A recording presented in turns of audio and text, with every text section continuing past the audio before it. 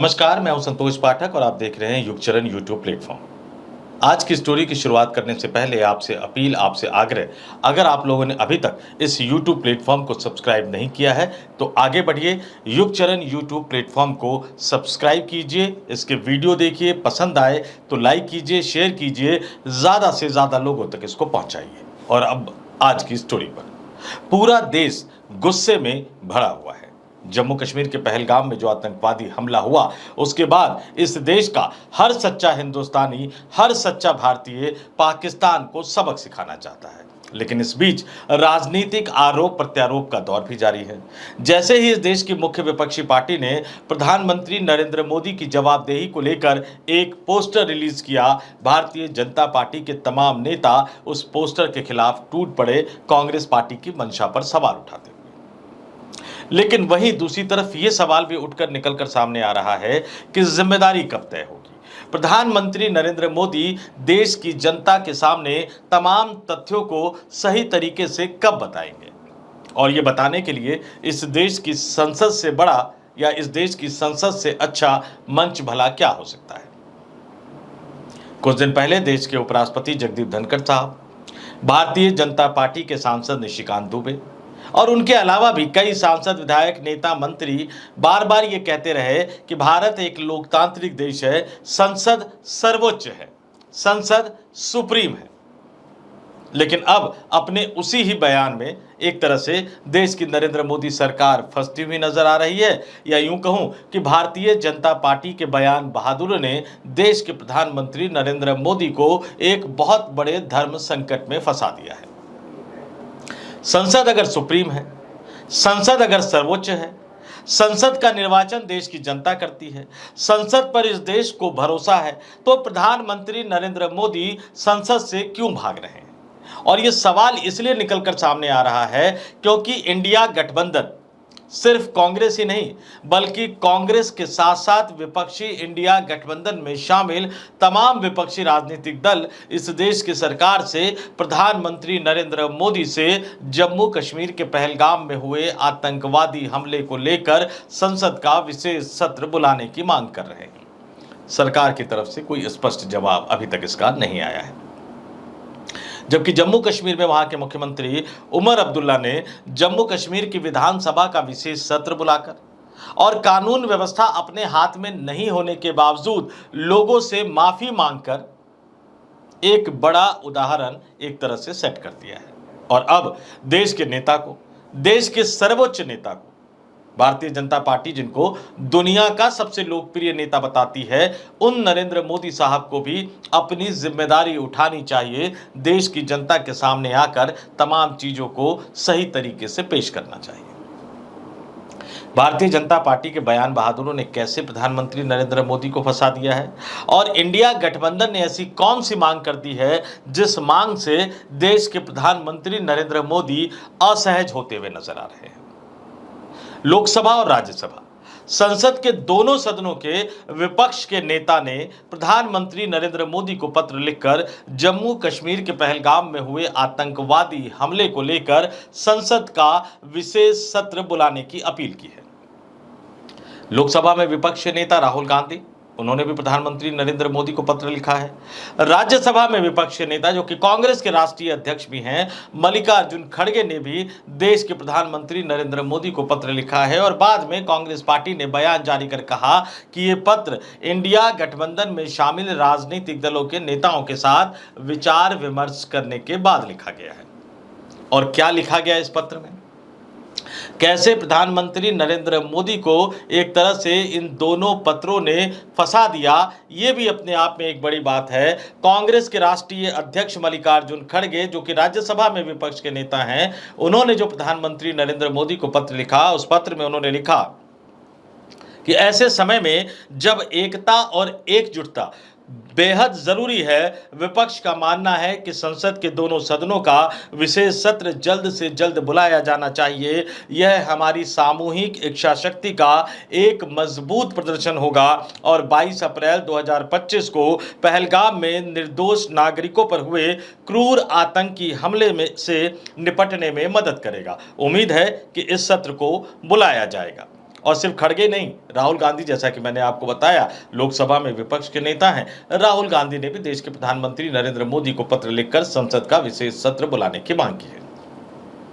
राहुल गांधी का पत्र भी अंग्रेजी में है खड़गे की तरह, लेकिन राहुल गांधी के पत्र का एक अनुवाद मैं आपको पढ़ के सुना देता हूं, जो उन्होंने लिखा कि प्रिय प्रधानमंत्री जी, पहलगाम में हुए आतंकवादी हमले ने हर भारतीय को झकझोर कर रख दिया है। इस नाजुक समय में भारत को यह दिखाना होगा कि हम आतंकवाद के खिलाफ हमेशा एकजुट रहेंगे। विपक्ष का मानना है कि संसद के दोनों सदनों का एक विशेष सत्र बुलाया जाना चाहिए, जहां जनता के प्रतिनिधि अपनी एकता और दृढ़ संकल्प दिखा सके। हम अनुरोध करते हैं कि ऐसा विशेष सत्र जल्द से जल्द बुलाया जाए। कांग्रेस पार्टी के नेता हैं, एक राज्यसभा में विपक्ष के नेता हैं, एक लोकसभा में विपक्ष के नेता हैं। जाहिर सी बात है कि भारतीय जनता पार्टी इसको देश बनाम कांग्रेस का मुद्दा बनाने की कोशिश अपने स्टाइल के मुताबिक जरूर करेगी।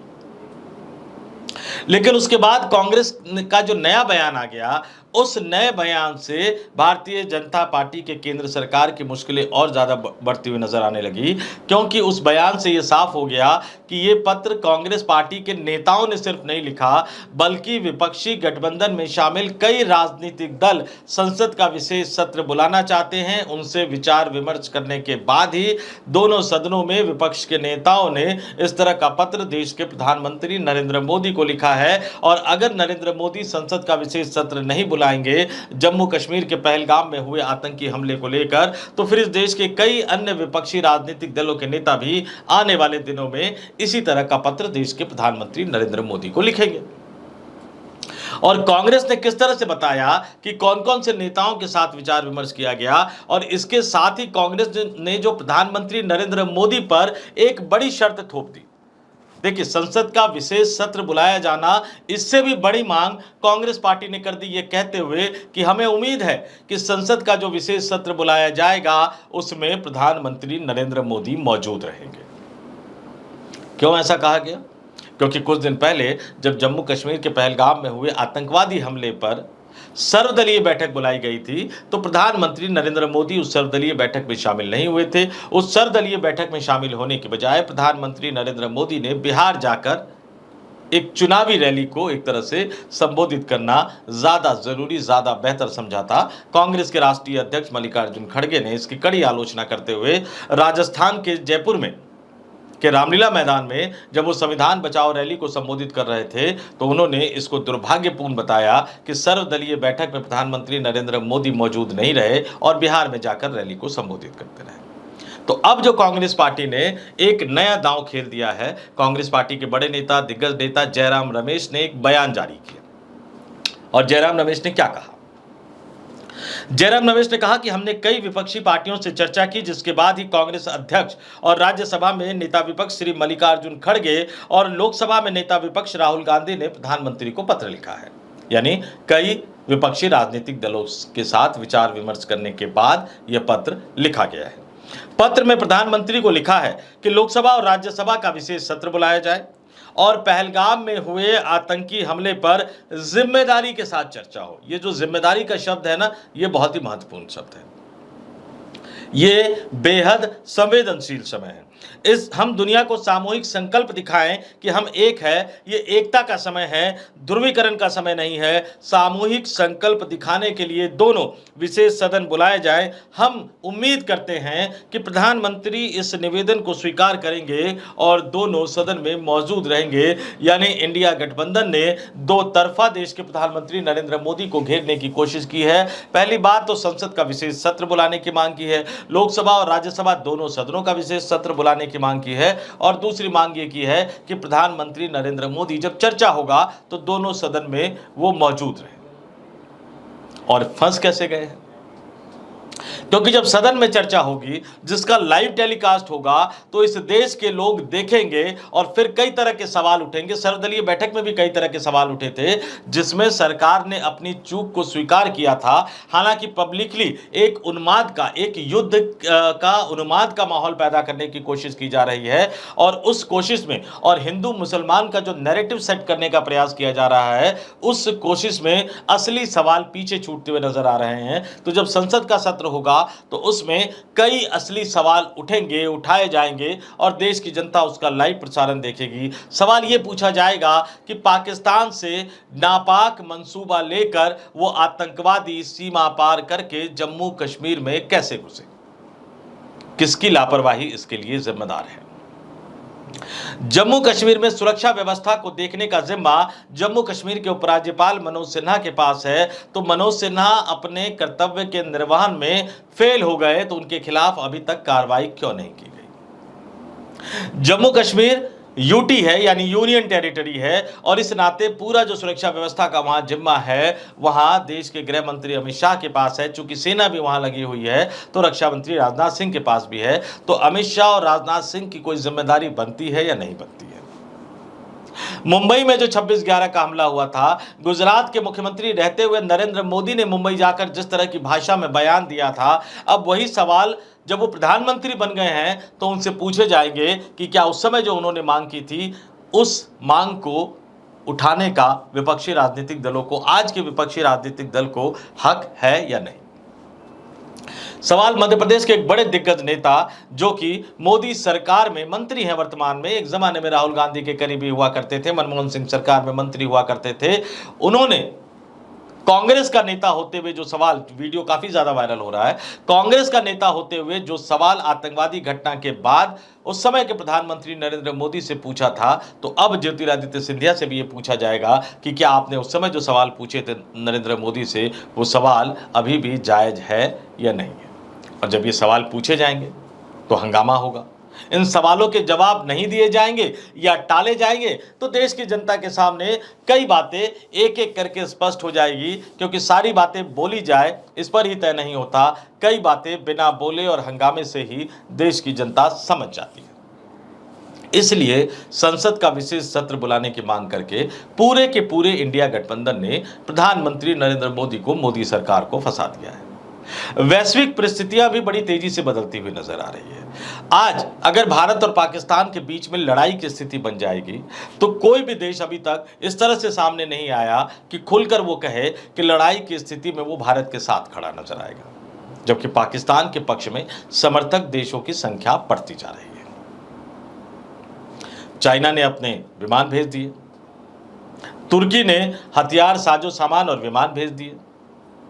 उस तुर्की ने जहां पर भूकंप आया था तो डिप्लोमेसी के तहत, मानवीय संबंधों के तहत भारत ने भूकंप के समय तुर्की को मदद भेजी थी, लेकिन तुर्की अपने विमान, हथियार, सैन्य साजो सामान के साथ पाकिस्तान की मदद करने के लिए पाकिस्तान की धरती पर उतर गया है। तमाम पश्चिमी देश भारत से शांति बनाए रखने की मांग कर रहे हैं, उस भारत से जो पीड़ित है, जिस भारत ने अपने निर्दोष नागरिकों को गंवाया है। समय बदला लेने का है, लेकिन पश्चिमी देश इस तरह के बयान से भारत पर दबाव डालने की कोशिश कर रहे हैं। चीन तो पूरी तरह से पाकिस्तान के साथ खड़ा हो गया है। चीन भारत का पड़ोसी देश भी है और चीन संयुक्त राष्ट्र सुरक्षा परिषद का स्थायी सदस्य भी है, जिसके पास वीटो पावर भी है। अगर आप पाकिस्तान से लड़ने के लिए उतर जाएंगे तो आपको एक साथ कई मोर्चों पर लड़ना पड़ेगा। जम्मू कश्मीर के मोर्चों पर, पंजाब, राजस्थान, गुजरात और लद्दाख की तरफ चीन की सेना आपको परेशान करेगी। तो निश्चित तौर पर आने वाले दिन भारत के लिए सामरिक लिहाज से, भारत की सुरक्षा की दृष्टि से बहुत ज़्यादा महत्वपूर्ण रहने वाले हैं। और इसलिए ये समय की मांग है, ये वक्त की मांग है कि देश के प्रधानमंत्री नरेंद्र मोदी को आगे बढ़कर इस देश की जनता को सच बताना चाहिए, सभी तथ्यों को सामने रखना चाहिए। और इसके लिए संसद से बेहतरीन मंच और कौन सा हो सकता है। तो इस वीडियो में इतना ही। मुझे यानी संतोष पाठक को दीजिए इजाजत। जाते जाते फिर आपसे अपील, आग्रह, अगर आपने अभी तक इस YouTube प्लेटफॉर्म को सब्सक्राइब नहीं किया है तो आगे बढ़िए, युगचरण YouTube प्लेटफॉर्म को सब्सक्राइब कीजिए, वीडियो देखिए, वीडियो को लाइक कीजिए, शेयर कीजिए और ज़्यादा से ज़्यादा लोगों तक इसको पहुंचाइए। नमस्कार।